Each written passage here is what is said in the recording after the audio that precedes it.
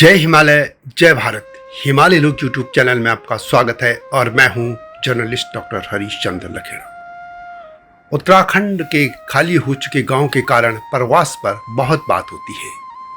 उत्तराखंड से बड़ी संख्या में लोगों का प्रवास देश के विभिन्न हिस्सों में हुआ है, लेकिन यह प्रवास की गाथा तो बहुत पहले से हिमालय क्षेत्र में भी लिखी जाती रही है।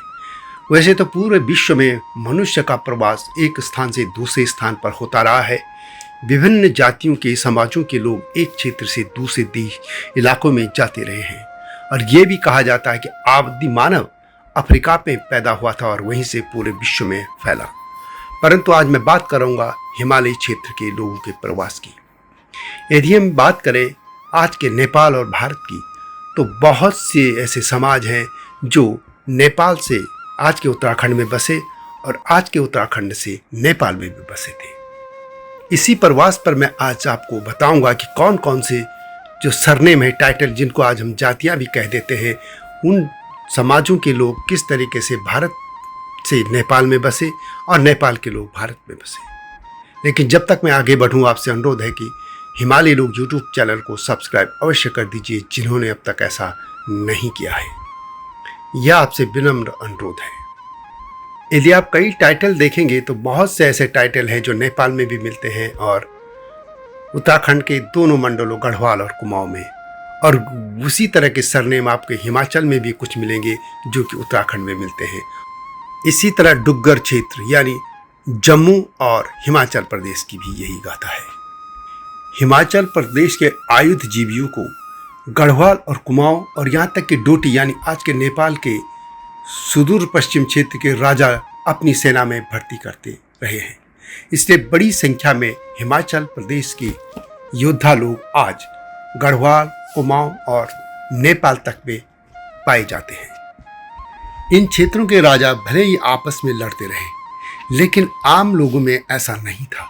वे एक क्षेत्र से दूसरे क्षेत्र में प्रवास करते रहे और वहीं बस जाते रहे। गढ़वाल के पंवार और कुमाऊं के चंद, इन राजाओं का तो यही था कि जब भी नया राजा सत्ता में बैठता था, सिंहासन पे बैठता था, तो उसका एक ही पहला उद्देश्य यही था या पहला जो काम करता था वही था कि पड़ोसी राज्य पर हमला। और यही हाल डोटी और कुमाऊं के राजाओं का भी था। वे भी आपस में लड़ते रहे, लेकिन राजाओं में जो भी बैर रहा हो, लेकिन प्रजाजनों ने प्रेम की परंपरा को हमेशा अक्षुण्ण बनाए रखा।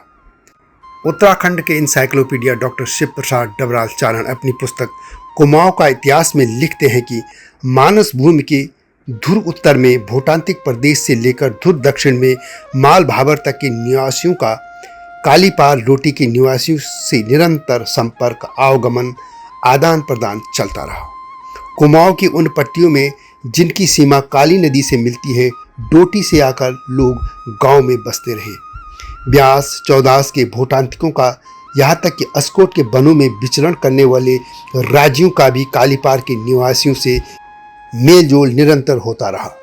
संकट के समय कुमाऊं के उत्पाती डोटी की शरण लेते रहे। सीरा, सोर, गंगोली आदि से भगाए गए अनेक व्यक्तियों को डोटी में आश्रय मिला। कुमाऊं के पूर्वी सीमांत की पट्टियों के निवासियों पर आज भी डोटी की संस्कृति का प्रभाव दिखता है। सूचियों से विदित होता है कि डोटी नेपाल के ब्राह्मणों की लगभग 80% परिवार आकर कुमाऊं में बसे, जिनमें पोखरी, दैना और रेलकोट आदियों के जोशी, आगो के पंत, मंझेड़ा के पांडे, पुनेठा के पाठक, सीरा के वैद्य तथा उपाध्याय, ओझा, चौबे, भट्ट, मिश्र आदि अनेक सरनेम के लोग वाले प्रमुख हैं।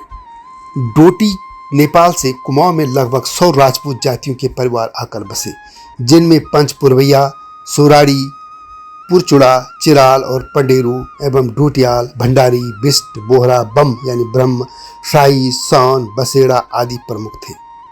शिल्पकार समाज के भी आमोदी प्रमोदी जातियों के लोग निरंतर कालीपार से कालीवार के गांव में आकर जनता का मनोरंजन करते रहे। इसी तरह हम यदि गढ़वाल और कुमाऊं की बात करें तो गढ़ राज्य से लगभग 30 ब्राह्मण जातियों के परिवार कुमाऊं में आकर बसे, जिसमें बुधानी, कर्नाटक, घिल्डियाल, चंदोला, कुकरेती, नौटियाल, गौड़ आदि प्रमुख हैं। और इसी तरह लखेड़ाओं के भी बड़ी संख्या में परिवार कुमाऊं में बसे हैं। डॉक्टर डबराल आगे लिखते हैं कि इसी प्रकार गढ़वाल से 35 राजपूत जातियों के परिवार कुमाऊं में बसे थे, जिनमें सावलिया बिष्ट, बंगारी रौत, गैड़ा बिष्ट, असवाल, रमोला, टाकुली नेगी, गढ़िया, पंवार आदि प्रमुख हैं। गढ़वाली मूल के सावलिया बिष्ट, बंगौरी रौत, गैड़ा बिष्ट आदि तक के राजचेलियों ने भी कुमाऊं की राजनीतिक उथल पुथल में महत्वपूर्ण भूमिका निभाई। टाकुली रौत तो कुछ समय तक मल्लादानपुर के मांडलिक भी रहे। जौहार के भोटांतिक राजपूतों से मिलमवाल, जिनके वंश में विश्वविख्यात अन्वेषक पंडित नैन सिंह और किशन सिंह हुए, गढ़ राज्य के बधान परगने से आकर मिलम में बसे थे। इसी प्रकार जौहार के टोलियों के पूर्वज बधान से एवं हंसपाल रौतू के पूर्वज गमसाली से आकर वहां बसे थे। गढ़वाल के बुटोला रौतू के कुछ वंशज अब जौहार में धम्मसख्त, पांगती और बूढ़ा राठ कहलाते हैं। जोशी मठ में नरसिंह देवता के पुजारी की जो वंशज जौहार और दानपुर में आकर बसे हुए क्रमशः मरतोलिया और चौड़ियाल भट्ट कहलाते हैं। कुमाऊं से आकर लगभग 20 ब्राह्मण जातियों के परिवार गढ़ राज्य में बसे थे। इनमें जोशी, जुगरान, पांडे, मलकोटी, गौड़, मड़वाल, काला, मलासी, मिश्र, उपरेती, तिवाड़ी, पंथ आदि प्रमुख हैं।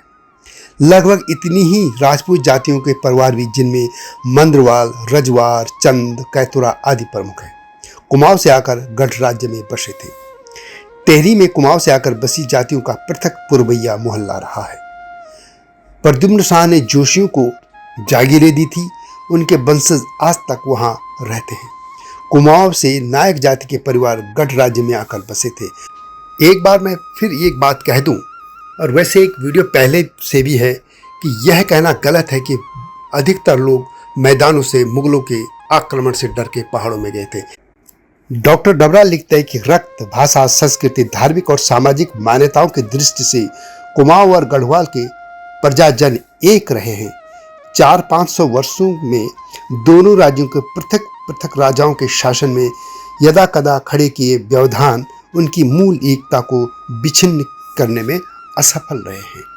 यानी राजाओं के आपस में जो भी युद्ध हुए, द्वंद्व हुए, बैर हुआ, उससे आम प्रजाजन में कोई असर नहीं पड़ा।